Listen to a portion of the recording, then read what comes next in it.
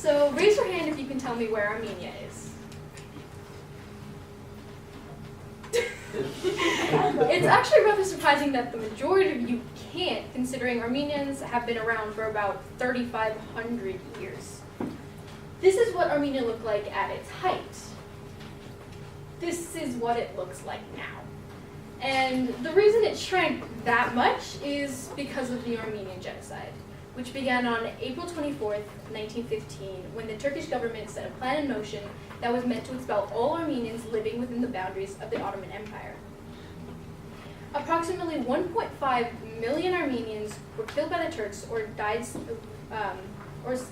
due to illnesses that they contracted because of the poor conditions they were kept in during their so-called migration. Approximately 14 of my maternal ancestors were killed during the Armenian genocide. Of the ones we know about, 3 died as soldiers fighting against the Turkish army, and 1 succumbed to illness. Those that survived were forced to flee to the Syrian desert, where they later moved to Aleppo and rebuilt their lives. Approximately 20 of my parental ancestors were killed during the genocide, but little is known about their lives or deaths. My maternal great-grandfather, Khazar, he was born in 1892 and in a mountainous village in a mountainous region called Sassoon. In 1910, the elders of this village decided that he was going to marry a girl from a neighboring village. But on the day the wedding was scheduled to take place, they figured out that the girl's mother had already married her off to someone from their village. So the elders of Khazar's village were extremely offended by this betrayal, so they sent him to go kill one of the bride's family members. And he could not return until the deed was done. However, he did not want to kill anyone, so he was forced to leave his mother, brother, and village. Ironically, the only reason he actually survived the genocide that started 5 years later is because he fled. His younger brother, Margos, fought and died in 1915 as a soldier against the Turkish army, and their mother died soon afterwards of a heart attack or a stroke. We're not really sure. And Khazar actually went to the Syrian desert and then moved to Aleppo, where he got married and had children, one of which is my maternal grandmother. The anniversary of the Armenian genocide is on April 24th, and it has been called Armenian Martyrs' Day since the end of the genocide in 1917. Despite the fact that it has been over 101 years since the beginning of the genocide, there are still multiple countries that refuse to admit that it ever happened or to call it a genocide. These countries include Turkey. The ones in gray are the ones that have not. The ones that are dark green are the ones that have, and the ones in light green are ones with certain parties or states that have recognized it. Surprisingly, one of the light green states is the US.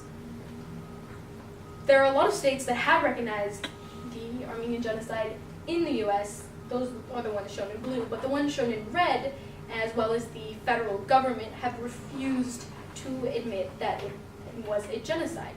This is because Turkey and the US are friends. Turkey has continuously threatened to force the US to take their nuclear weapons out of their bases in Turkey if they don't say what they want. They have also bribed multiple US officials over the years to get them to say what they want, basically.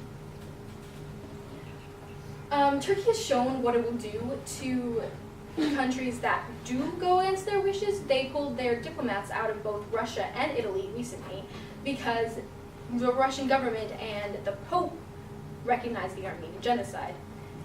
They have also spread multiple lies about what really happened starting in 1915. They claim that it was an Armenian civil war or that the conflict was initiated by the Armenians, both of these being completely false. We as Armenians, however, refuse to let ourselves forget. The Armenian Armenian Genocide Memorial Complex was built in 1967 in Armenia's capital, Yerevan.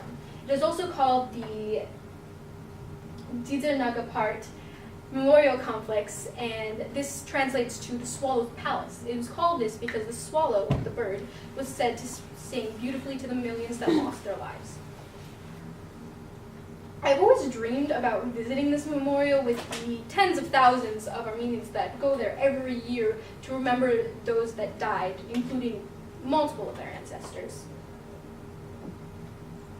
Every year on April 24th, thousands of Armenians gather outside the Turkish consulate in LA to protest the Turkish government's continued denial of the Armenian genocide. So this year I went and I joined them. The LA Times said that the police department in LA estimated around 60,000 protesters that showed up last Sunday. And this was extremely surprising for me because I've never really celebrated Armenian Martyrs' Day in any elaborate way. It's usually just been me and my family. But when I went there and I showed up on April 24th and I saw all these people and how we rallied together, it really made me realize the magnitude of the support for the recognition and the justice given to the people that lost their lives and their homes. It was really surprising because I didn't just see Armenian people there. I saw white people, I saw Asian people, I saw every variety of people. Overall, the Armenian genocide has been a huge part of my life. I've always known about it. It's the stories of those who survived have always taught me to look past myself and towards others and really not take anything for granted because it can be taken away in the blink of an eye, basically. And the stories of those who died have taught me that even when something terrible happens, something good can come out of it. And that good thing is the tight-knit Armenian community that has been created out of this, and the way we all come together and really fight for the justice that we as Armenians deserve. And overall, it's really important for all of us to remember what happened because that's the only real way we can stop history from repeating itself and get justice for those who lost their lives. Thank you.